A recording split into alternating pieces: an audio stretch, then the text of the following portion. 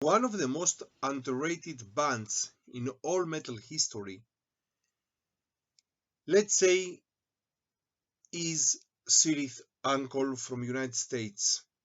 But we have to say that fortunately, in the last years, we can see that many people come back to this great epic doom band, and today they live, let's say, another chapter of their legacy, that many people today they like CIRITH UNGOL and they understand the legacy of this band.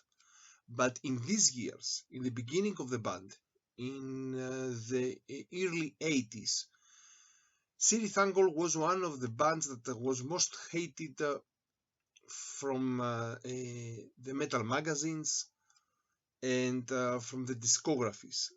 Because of this reason, also they disbanded in 1992, if I'm not sure. Yes. First of all, we have to speak some things about CIRITH UNGOL. CIRITH UNGOL, together with Manila Road from United States and together with Heavy Load from Sweden, for me, they are the forefathers of epic metal. Yes, also we can speak about the album Argus of Wisbon Ass, of course, and other bands, but they are the forefathers of epic metal together afterwards with Manowar, with Virgin Steel, with Omen, of course. But in the beginning, they were these bands. So, first of all, they started as another band. Their first name was Titanic. In these years in the band was Greg Lindstrom. He played the bass and the guitars, I'm not sure. Robert Garve, he was a drummer. Jerry Fogel, also in the guitars. Unfortunately, he died in 1998. Pat Callaghan, they were in the beginning in the band by the name Titanic, and they played a hard rock, psychedelic hard rock of the 70s, something like Mountain or like Grand Funk Railroad. They changed the name to CIRITH UNGOL in 1971, and this is the beginning of the band of CIRITH UNGOL. They came from Ventura of California.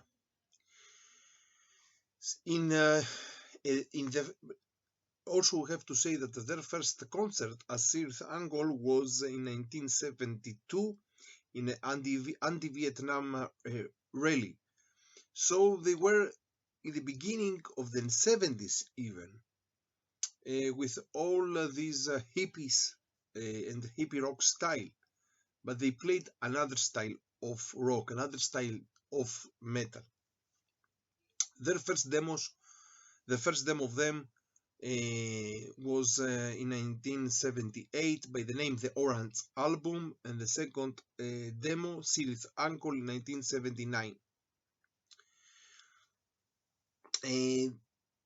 Also, Brian Slager from Metal Blade tried to help them.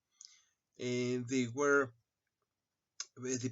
participate in the Metal Massacre compilation of 1982, and most of their songs, they are from the fantasy epic world. Their name comes from the Lord of the Rings.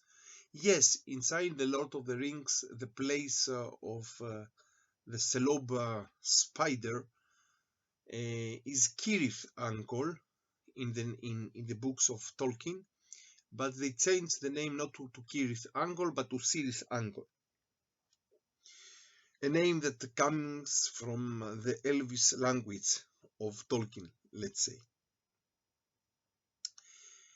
The band continued, and also not only from Tolkien, they took their all their ideas and lyrics and images also from of the books and of the words of Mikhail Murok, Ehrlich, Ehrlich also he's in every cover art of this band, of the albums of this band. Also Michael Whelan, if I read well his name, the painter of Ehrlich, he made his works. They are in their albums, and he's one of the followers of the band. They continued until 1992. From 71 until 1992. Until 1992, they split. They split because they thought that this is the end of the band. Even more so that the drummer Robert Carven, he sold also his equipment, his drums and his equipment, because he thought that he finished with the music. They were very disappointed with the music industry and with the metal world of these days. Between 71 and 1992, they made 4 studio albums. And the years after so many years, that CIRITH and UNGOL, they were a cult band of the old days, let's say. They came back. They came back in 2016, and they continue, of course, until now. First of all, because a new generation of metalheads and of epic metalheads, they started to know CIRITH and UNGOL, and they started to love for the first time CIRITH and UNGOL and to understand their legacy. One of the persons that, because of him, let's say CIRITH and UNGOL came back, is also Jarvis Litherby, the bassist and the mastermind of Night Demon, of the heavy metal, of new wave of traditional heavy metal band from the United States, Night Demon. That also he plays bass today in CIRITH and UNGOL. So they came back with their original singer, Tim Baker, one of the most expressionist vocalists of epic metal, of epic doom metal, together with Jim Barraza, the new guitarist of them, and of course Pat Callaghan and Robert Garven and Greg Lindstrom.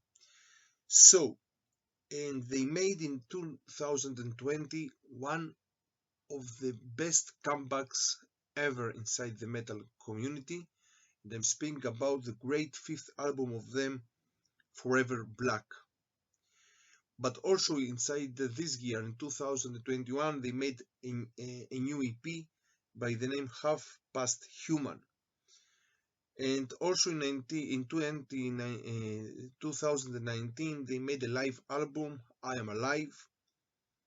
So here I will speak about, first of all, I will speak about their 5 studio albums. But before that, I will start with CIRITH and UNGOL. I have to say some things. First of all, I will bring here two other albums that I'm listening in this time.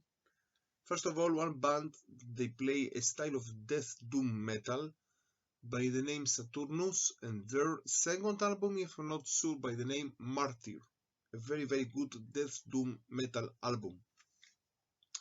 And secondly, another band by the name Conspiracy, and the album, this is the first album of them, Reincarnated.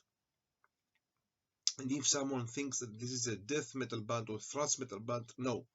They play a style of majestic black metal with some heavy metal influences inside them, but this is a very, very good album. So let's start. But also I have to speak about first of all, this is the EP of this year of 2021, Half Past Human, a great EP with 4 songs, old songs, but they played them today, of CIRITH UNGOL. And I have also to speak about one compilation that came out in 2001, Servants of Chaos. So from here I will speak about their 5 studio albums. For me there is not a really worst album of them, but let's say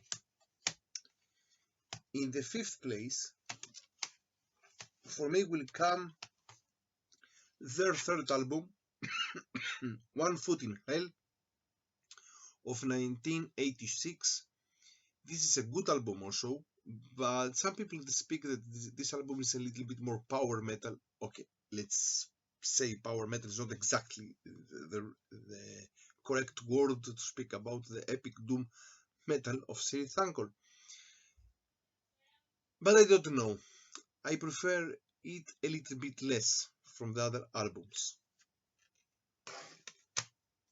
In the 4th place, for me comes their debut album of them, the first album of them, Frost and Fire. Came out in 1981, a great album, a little bit more 70s style, but also it's a great album with a great cover.